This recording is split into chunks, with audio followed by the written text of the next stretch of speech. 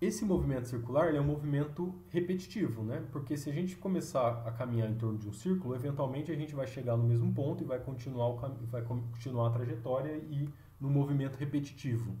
Então, se esse movimento é repetitivo, ele possui uma coisa que a gente define como período. O período é o tempo de repetição de um movimento.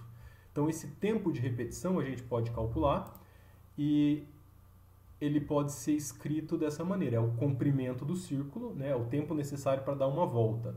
Então, é o comprimento do círculo, 2πr, dividido pela velocidade dele, que é simplesmente v.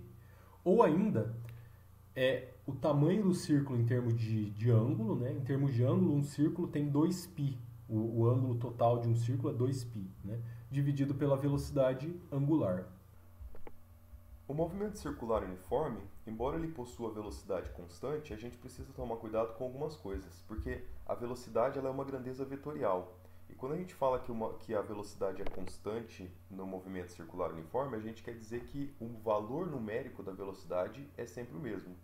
A intensidade do vetor velocidade é o mesmo, porém a direção do vetor velocidade não vai ser sempre o mesmo, porque se uma partícula está descrevendo uma trajetória circular, como a gente vê um pedaço aqui nesse desenho, e o vetor velocidade ele é sempre um vetor que é tangente à trajetória da partícula, então a gente pode ver claramente que em pontos distintos da trajetória, o vetor velocidade vai possuir direções e sentidos diferentes, né? Como a gente pode ver aqui no ponto inicial, o vetor velocidade é um vetor vertical e apontando para cima, enquanto que num instante posterior de tempo final, o vetor velocidade já tem uma direção diferente.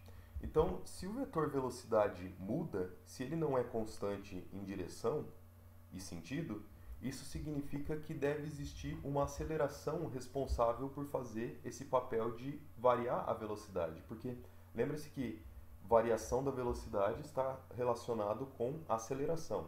Aqui a velocidade não muda em valor numérico, mas ela muda em direção e sentido. Então a gente pode querer calcular qual é essa aceleração responsável por mudar a direção do vetor velocidade. Bom, para isso a gente precisa calcular a diferença entre a velocidade final pela velocidade inicial para a gente calcular a aceleração, né? Colocando esses dois vetores aqui juntos, o vetor de velocidade inicial e velocidade final, próximos um do outro, como está representado nesse desenho aqui, o vetor que representa a diferença entre essas duas velocidades é esse vetor aqui desenhado em verde, é o vetor ΔV. E a aceleração a gente sabe muito bem que é o ΔV dividido pelo intervalo de tempo, né? O vetor esse vetor diferença ΔV é a velocidade final menos a velocidade inicial. E a gente precisa lembrar que, embora os vetores de velocidade inicial e final eles sejam diferentes em direção, os dois possuem o mesmo comprimento, os dois possuem o mesmo tamanho, o módulo da velocidade é o mesmo. Então, esse triângulo que se forma aqui nessa figura é um triângulo isósceles, onde esses dois lados são iguais e o lado aqui desenhado em verde é o ΔV. Com base nisso, e usando aquela relação de comprimento de arco com ΔT, desculpa, com o ângulo, se esse ângulo aqui ele é pequenininho, a gente pode usar essa aproximação aqui e escrever que o ΔV é igual ao raio vezes o ângulo, assim como nós escrevemos lá anteriormente daquela relação geométrica do círculo. Só que note que nesse desenho, o raio aqui é o tamanho do vetor velocidade. Então a gente escreve que o ΔV é o ângulo vezes a velocidade. Com base nessa continha aqui, a gente pode calcular a aceleração média, né? Por ΔV por ΔT, isso fornece para a gente a aceleração média. Então a aceleração média nesse problema é dado por essa expressão. Lembre-se que Δθ por ΔT é a velocidade angular, né? Então essa aceleração que a gente está tentando descobrir, o valor numérico dela em módulo é o produto da velocidade escalar com a velocidade angular. Mas vamos nos ater, por enquanto, a descobrir ou analisar a direção e o sentido desse vetor aceleração. Então, primeiramente, eu quero considerar um intervalo de tempo de ΔT indo para zero, né? Porque isso aqui é a velocidade média, eu não quero a velocidade média, eu quero a velocidade... desculpa, essa aqui é a aceleração média, Eu não quero aceleração média, eu quero aceleração instantânea. Então, tomando o limite de ΔT indo para zero, o que isso significa em termos desse desenho aqui?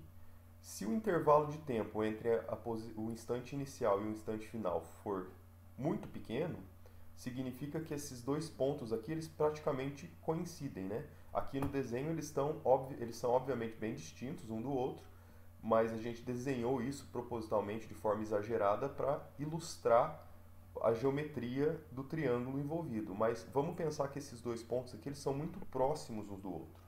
E se a gente olhar para esse triângulo aqui, lembrando que ele é um triângulo isósceles, significa que esses dois ângulos que aparecem aqui são iguais. Esse ângulo eu vou chamar de gama, esse ângulo aqui vai ser gama também.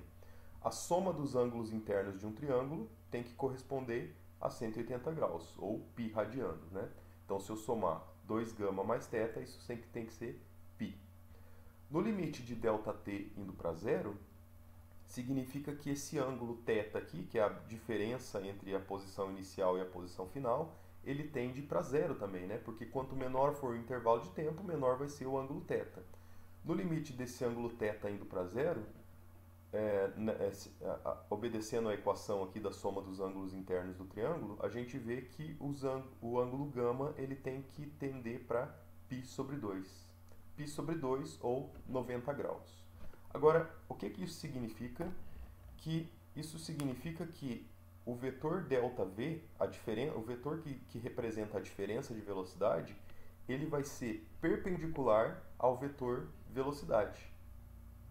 Então, ΔV forma um ângulo gama com o vetor velocidade V. Esse ângulo gama, por sua vez, tende a 90 graus à medida que a gente toma o limite de ΔT indo para zero.